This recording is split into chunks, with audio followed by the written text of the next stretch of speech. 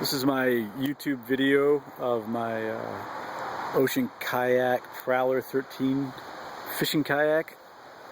I bought this particular kayak off of Craigslist used this spring from a lady who originally owned it, essentially just to use for backpacking. So when I got it, it was completely stripped, no real fishing gear on it at all, other than what came with its stock, which really on this particular model isn't a whole lot of anything. So I'll give you a quick tour of all the improvements I made on it over the course of this summer, and show you some of the things that I've picked up from YouTube.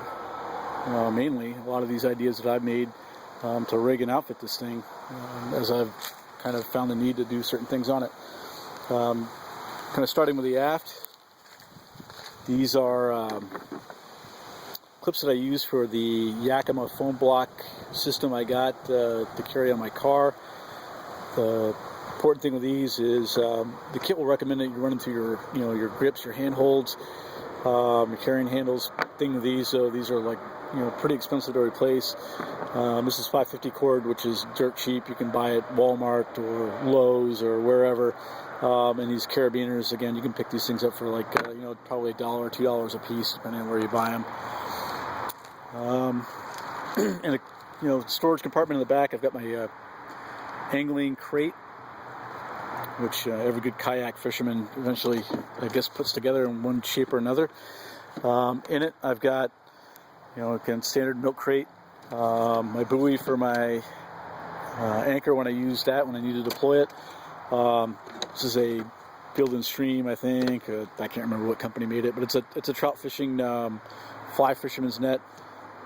I like it because it's a little less awkward than an aluminum net, for me anyway.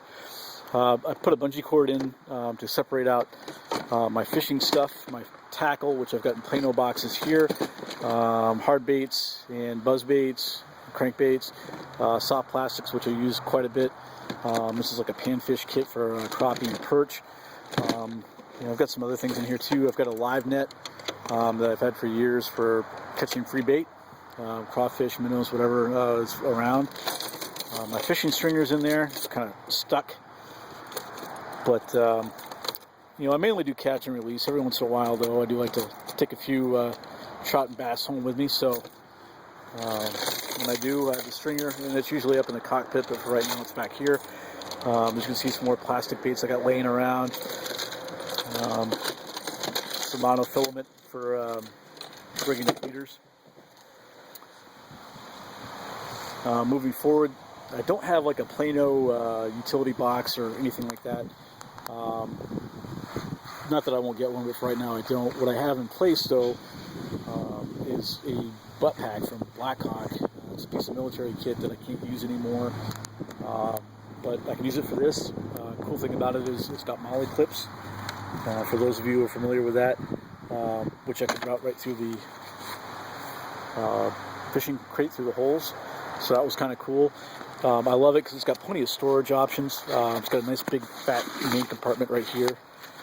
But I can store a lot of things in. Right now it's got like a water bottle, but it's got plenty of room for snacks, water. I can throw some ice in there and put beer in there every once in a while on some really hot summer days.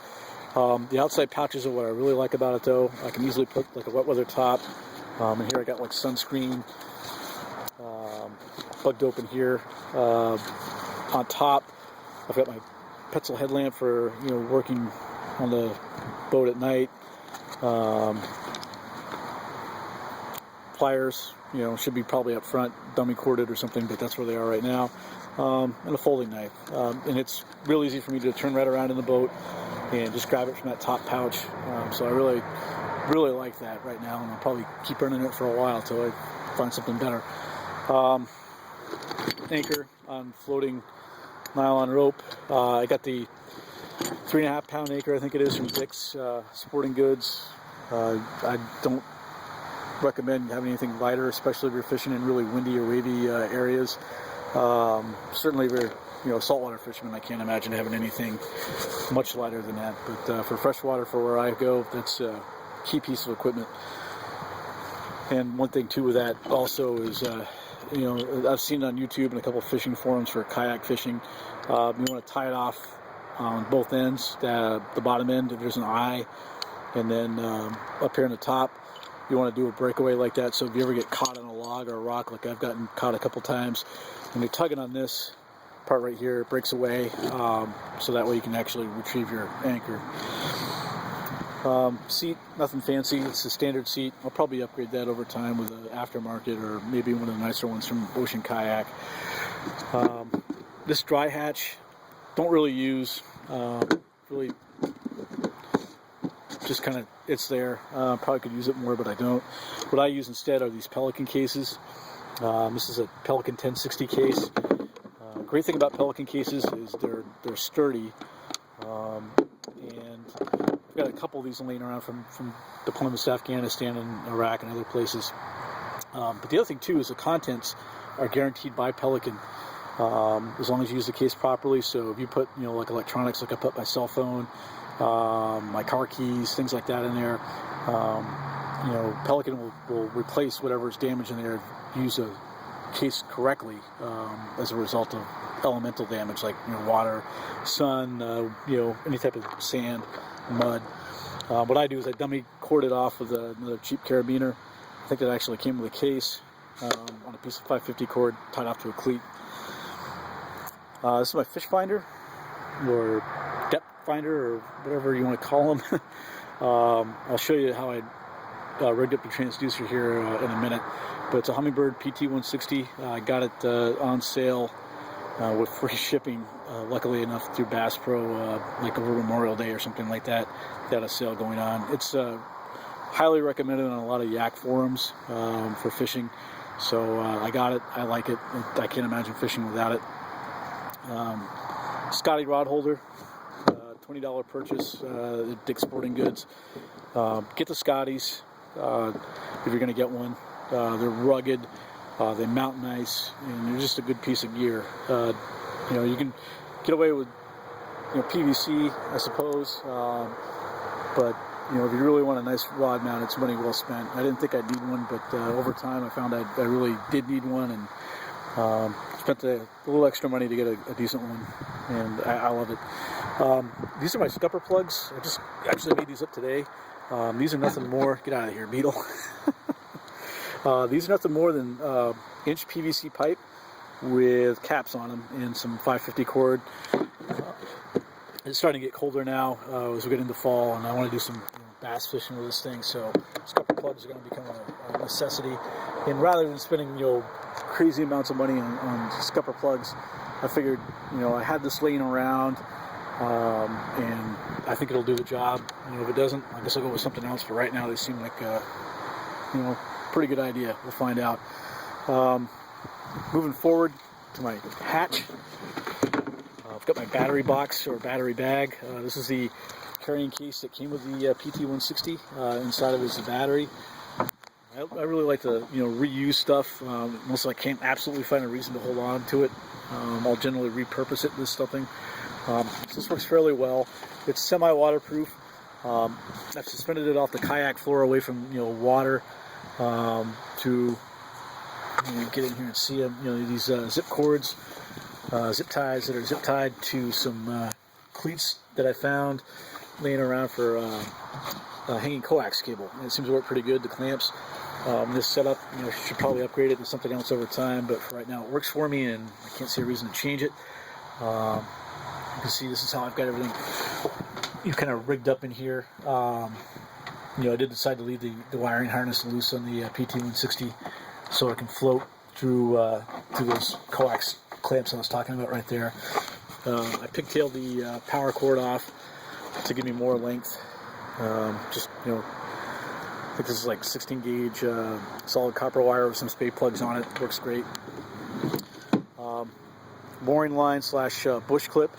If you fish with crankbaits, bush clips are really kind of good things to have, so you can tie off to like a tree. I think this has got like about probably 50 feet of 550 cord on it, maybe a little less than that. But it, you know, good mooring line or towing line in an emergency. And keep it on this piece of 1-inch PVC just to keep it organized. But yeah, You know, again,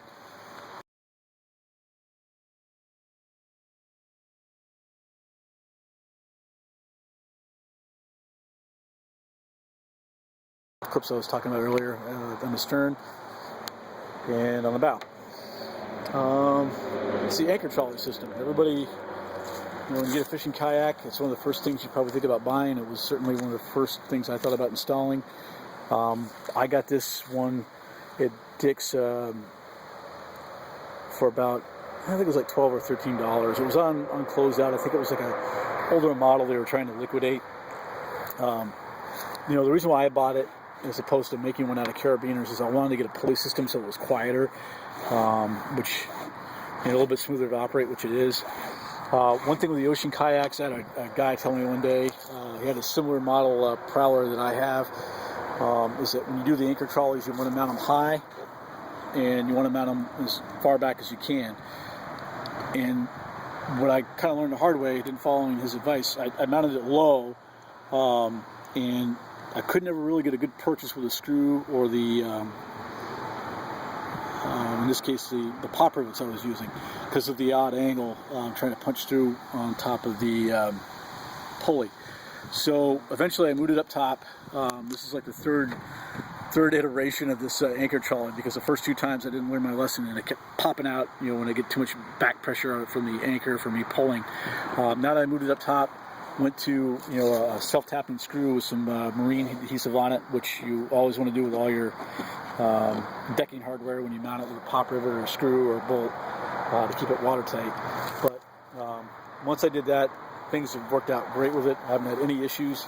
The main reason why I bought the kit is because it came with this cleat right here, which these zigzag cleats are awesome. So you zigzag your anchor off, run it through this little D-ring, and then, you know, in windy conditions or, you know, conditions with a lot of current going on, you can adjust as you need to fish. And I can't imagine, you know, having a kayak without it. In the waters that we fish up here in northern New England, especially big lakes like Lake Champlain or other lakes that are exposed, it's almost like a required piece of safety equipment, just so you don't, you know, drift someplace where you're not supposed to, or, you know, you don't turn someplace you're not supposed to, I guess. The only other thing I want to show you real quick is the transducer mount I use for fish finder. This is another idea I got off of a guy on YouTube. So this is nothing more than a piece of inch PVC pipe with a transducer mounted down below, and just use a carriage bolt to bolt it in, and this will save you quite a bit of money, because the Ocean Kayak has, I think, mounts now, and so does Humminbird. If they try to charge you for it, you know, you can pay the money if you want, but for you know, $2 worth of PVC pipe and a couple bolts, this works great. It mounts up through, like I showed you on the top, and the only thing that I had to really use any PVC cement on was a cap, and I just ran the wire right through, and then it runs through the rest of the hull to the transceiver, to the unit, sending unit, and gets its power and everything like that through there, and I don't know, works slick. Some future upgrades, I'm working on paddle leashes today. Finish that up after I get done making a video, I guess. And you know, the seat upgrade eventually, and running lights. That was the other thing that kind of got myself in trouble with a couple times, not having the running lights that you're supposed to have per the Coast Guard for operating at night or coming back in at night. So this is, like I said, my fishing kayak.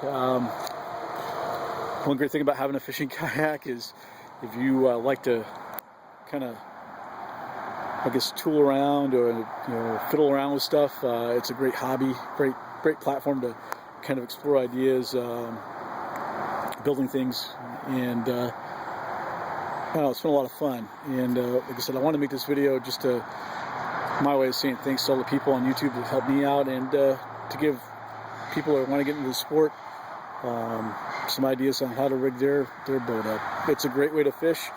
Even if you don't catch anything, at least you'll get a workout in, which is always good. Great upper body and cardio workout. So anyway, Hope you enjoy the video and get something out of it. And if you got any comments, please let me know.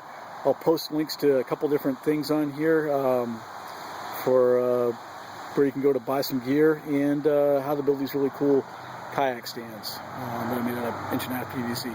Thanks.